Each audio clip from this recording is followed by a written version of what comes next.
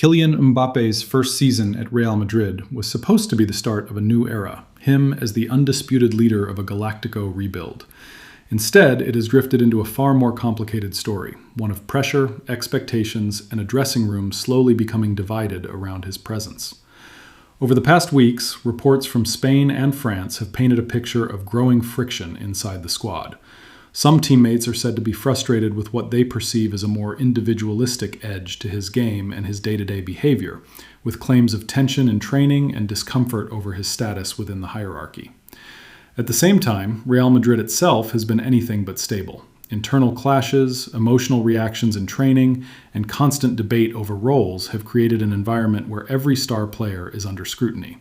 In that atmosphere, Mbappé, by virtue of being the biggest name in the squad, has naturally become the focal point of attention, criticism, and expectation. The biggest spark recently came from his comments about team selection.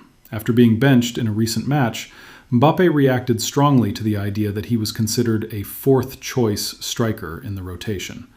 That remark quickly escalated into headlines, forcing clarification from coach Álvaro Arbeloa, who insisted that no such label was officially given and that the decision was purely tactical and based on rotation needs.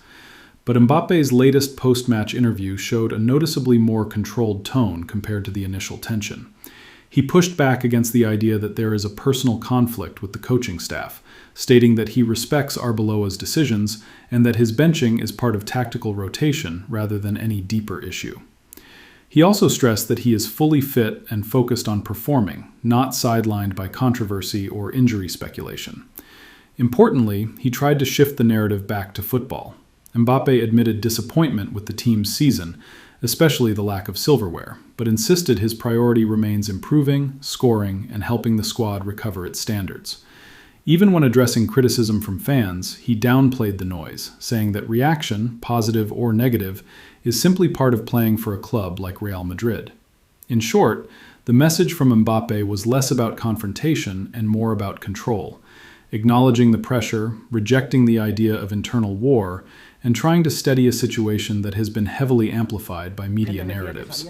Still, the reality is that even without open conflict, the dynamics are delicate. A superstar adapting to a new club, a squad under pressure, and constant external scrutiny is a volatile combination.